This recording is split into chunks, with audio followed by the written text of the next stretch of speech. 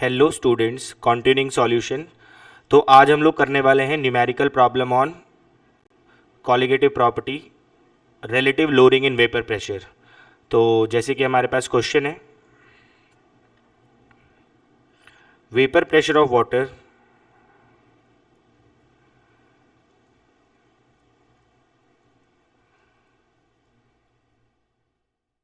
Eight 293 kelvin is 17.51 mm of Hg, and we have lowering in vapor pressure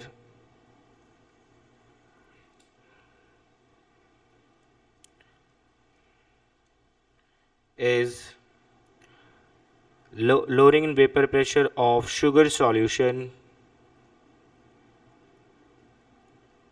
is 0.0614 mm of Hg. Calculate first relative lowering in vapor pressure, second vapor pressure of solution, and mole fraction of water, mole fraction of water। ठीक है, तो पहली बात तो ये आप identify कर लें कि आपको शुगर सॉल्यूशन दिया गया है, यानी कि शुगर इन वाटर। तो ये आपके पास सॉलिड इन लिक्विड का केस है, और जब भी सॉलिड इन लिक्विड सॉल्यूशन होगा आपके पास, तो वहाँ पे कॉलिगेटिव प्रॉपर्टी का कंसेप्ट लगेगा। तो यहाँ पे वेपर प्रेशर की बात हो रही है, तो एक ही कॉलिगेटिव प्रॉपर्टी है हमारे पास, दैट इज RLVP। तो कल हमने इसका फॉर्मूला ड्राइव किया था, that is P0 minus PS over P0 equals to mole fraction of solute. What is P0? Vapor pressure of pure solvent. What is PS? Vapor pressure of solution. And what is XB? That is mole fraction of solute. अब इस चीज को हम collectively बोलते हैं lowering in vapour pressure, that is P0 minus PS is collectively delta P, that is lowering in vapor pressure।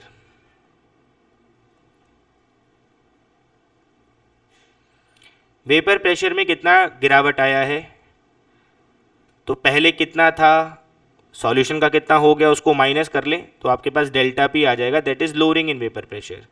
तो ये formula फिर से ऐसे लिखा जा सकता है, that is delta P upon P0 equals to mole fraction of solute. अब आपको क्वेश्चन में क्या दिया गया है, vapour pressure of water, this is the vapour pressure of pure solvent, ये आपके पास P0 है। लोअरिंग इन वेपर प्रेशर आपको दिया गया है, this whole term P0 minus PS upon P0 is collectively called RLVP, but only P0 minus PS is called lowering in vapor pressure।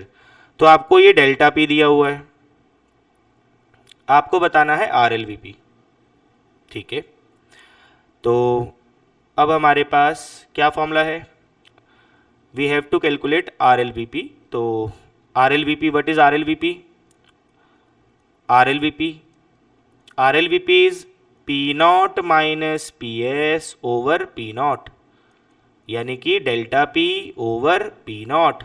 इस चीज़ को delta P बोलते हैं, और डेल्टा P आपको क्वेश्चन में दिया गया है, delta P you have is 0.0614 over P0। Pure water का वेपर प्रेशर है आपके पास 17.51।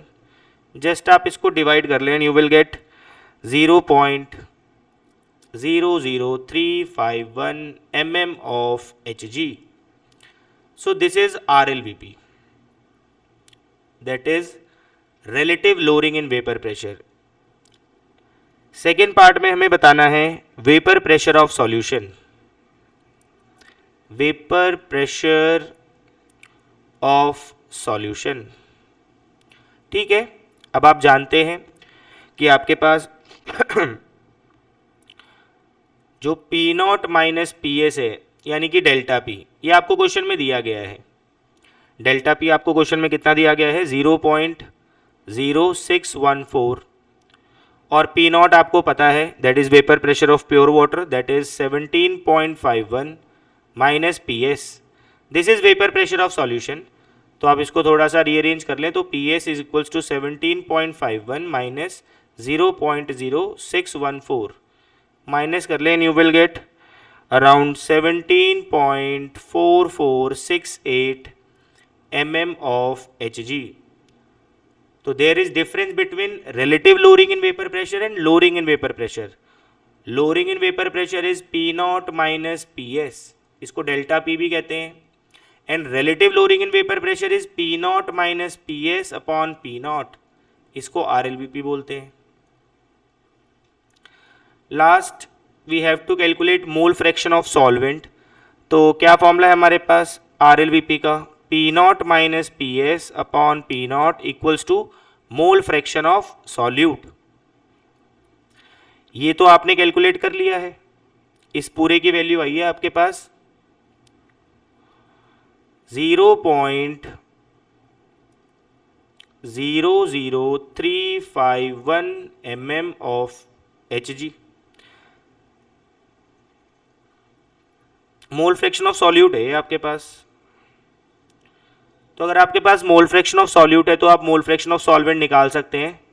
We know mole fraction of solute plus mole fraction of solvent equals to 1 होता है। तो मोल फ्रैक्शन ऑफ सॉल्वेंट कैसे आएगा? 1 minus 0.00351, that comes out to be 0.99649। This is the mole fraction of solvent. RLVP का कोई unit नहीं होता, dimensionless है, क्योंकि ऊपर भी प्रेशर है नीचे भी प्रेशर है, कैंसल आउट हो जाएगा। Next question. तो अगला क्वेश्चन है हमारे पास, the vapour pressure of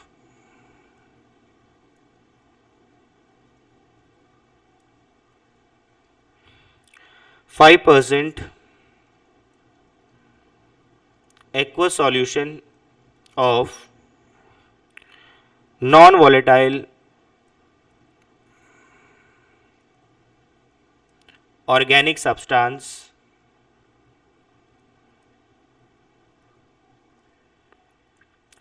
at 373 Kelvin is 745 mm of Hg। Calculate molar mass of solute। Again non volatile organic substance को डिसॉल्व किया गया है, तो इसका मतलब ये भी सॉलिड इन लिक्विड का केस है, मतलब कॉलिगेटिव प्रॉपर्टी। और क्योंकि वेपर प्रेशर की बात हो रही है तो कौन सा टॉपिक हो गया, ये कंसेप्ट कौन सा हुआ? RLVP। तो what do you mean by 5% aqueous solution? तो 5% का मतलब है 5 gram of non volatile solute is dissolved in